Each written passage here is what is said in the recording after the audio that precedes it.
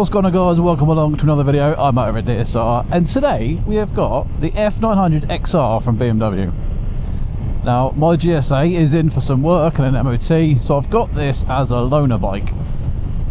So I thought, it's a lovely Sunday, we'd get out, throw some stats around, and basically just see how this bike handles. Yeah, that's it. Corner, bike. And I'll just give you my first impressions on the bike. Now, starting off at the heart of this bike then, we've got 895cc, 105 brake horsepower and 93 newton meters of torque. Very kind of middle of the pack stats there. Not going to win any drag races, that's for sure. But what is it like for your your Sunday ride bike? Now, the base price of this bike, I'm pretty sure it's £10,580. That is for the red. BMW do the usual thing where if you want different colours or better colours, you got to pay for it. So this triple black is going to set you back an extra £220. And then the last colour option is like kind of your typical trio red, white and blue BMW colours, and that's going to add an extra £360, I believe. Now, I don't know about you guys, but sometimes I look at the range of bikes, and this being the 900 XR, and I'm like, well, they've got the S1000 XR. Like, is that 100cc really that much of a difference? And let me tell you, they're two completely different beasts. This bike is a very manageable bike to ride. It's still fun. It still has that fun factor when you're getting on it in the twisties. It's still got enough oomph and a little boom to keep you excited and interested. But it's not crazy speeds. And also, not many vibes, which is good, because the S1000 RR is a crazy fast bike, but still very vibey. And that's one of the things that I kind of just don't like about it, is the vibrations are just too much. Like, on paper, the XR probably would suit me more than the GSA. GSA, yeah, I can go off-road a few times a year. It's not the type of bike you take off road a lot, so more road orientated riding, that's where the XR 1000 kind of would hit that sweet spot for me. But there's just too many vibrations for me to own it and enjoy it personally. Some of you may agree, some of you won't. The ones who don't agree probably own the XR, and that's okay. This bike, same as the 1000, you are very much planted in the bike. The seating position kind of is what it is. There's not much movement.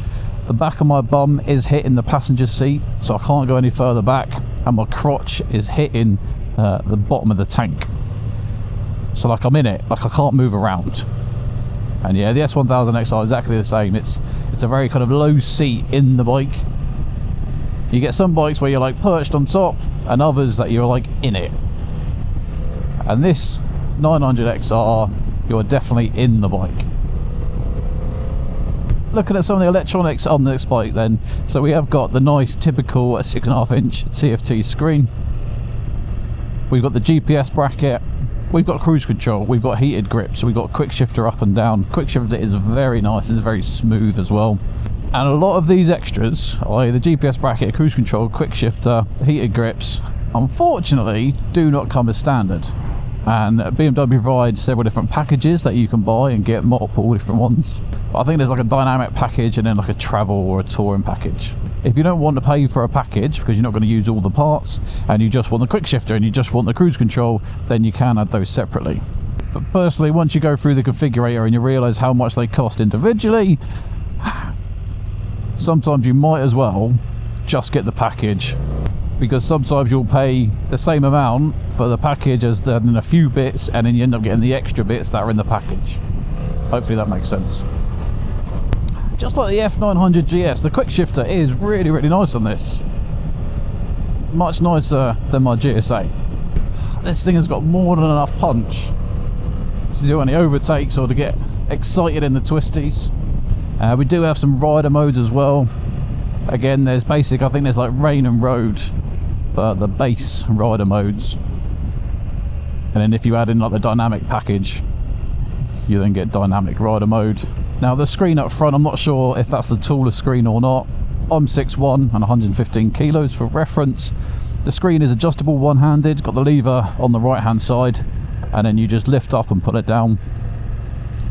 Now for me, unfortunately, one thing I did find on the motorway, the wind just hits my helmet. It kind of doesn't matter whether the screen's up or down.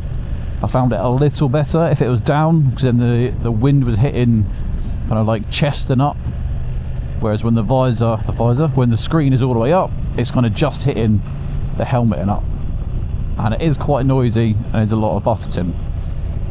I know there is a tall screen in one of the packages, probably the touring pack, but again, because this has got the GPS bracket, potentially this is the taller screen. So it's one of them. Try and find an aftermarket screen that's even bigger, or maybe potentially go to the small screen so you get more clean air coming across you rather than just all the wind on the helmet. Also, if you're shorter than 6'1", you might not have that problem. The seat is quite firm. I don't know if they do a comfort seat, but I've only been riding for 15 minutes and I'm feeling it a little bit already. Oh yes, let's go for the ramble down the road. Now for me, bearing in mind obviously this is a touring style bike, I would have to get a comfort seat or an aftermarket seat if BMW don't provide one. I'm just delicate, alright. Ergonomics then, it's a good sized bike. I'm comfortable on it. Like I said, the only problem with my seat and the passenger seat hits my bum, but top half, handlebars are in a really nice comfortable position. The pegs are in a nice position so that my knees aren't too bent. I can go from having my heels to duck feet to toes on the pegs without any strain. I was on the S1000 RR the other day, and yeah, that's quite a compact riding position, shall we say. Throttle response is nice and smooth. 60 miles an hour, screen in the lowest position, and I'm feeling the wind kind of from my neck up. Screen highest position, kind of like eyebrow level and up. Handling and flickability, I mean, this thing feels nice and light, it really does, and it just daps from side to side. Makes cornering super easy.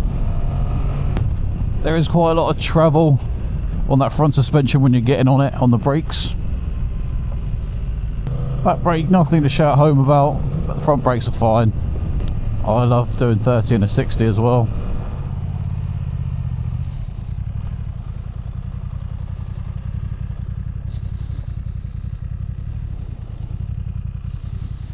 Scrap the price, I said 10,580, it's 10,890, close enough. So the two main packages, the first one's going to be a comfort package, that's going to come in £835. What are you going to get for your money? Well, we've got keyless entry, we've got GPS bracket, cruise control, the taller windscreen, and then the luggage fasteners, which are these brackets on the side. And then lastly, you're going to get the dynamic package, that's going to be £830. That's going to give you the more rider modes, either dynamic rider mode, quick shifter and electronic suspension. And then looking at the seat profile, see what I mean, how kind of deep it is here. Crotch is right up against this, and then this part sits right on my bum. Not particularly the most comfortable. So I said it felt light to flick around, and that's because it's, I say, only 220 kilos. It's 220 kilos. But then when you think of the GSA at 270 kilos, you can definitely notice the difference when you're riding this. And then the seat height is 820, and actually I've got written down here about the comfort seat height of 845. So yes, they do a comfort seat. 100% recommend. For me personally, windscreen and the seat are the two biggest problems with this bike that would stop me from owning it. The bike has great power delivery, like it's just smooth, it's not going to catch you out. So if there's newer riders or less experienced riders or potentially shorter riders, say 820 seat height is a pretty decent seat height, allowing for other people to jump on this. I do think if you're a more experienced rider, you'd probably just end up going for the 1000 XR over this. But at the end of the day, manufacturers don't build bikes just for the most experienced riders. Like, you got to incorporate everyone, and that's where this bike does fit nicely. Obviously, it's a nice Sunday blast ride, but also you've got the luggage fasteners, you can whack on some bags, and you can go touring as well. It's neither too sporty nor too adventure-y. It's that kind of nice middle ground, I'd say. And that's why I said I think the 1000 XR, if they sorted the vibrations out, would be the perfect fit for me for road bike, because I do like something that has a lot of grunt and a lot of poke to it. The 900 just doesn't cover that for me. But again, like Zoe, actually this would be a really good bike for her to test. Well, thanks for coming out for my little Sunday jaunt. If you enjoyed it, give it a thumbs up. More importantly, subscribe to the channel. Got plenty of bike reviews and other type of content coming. So until the next time, ride safe.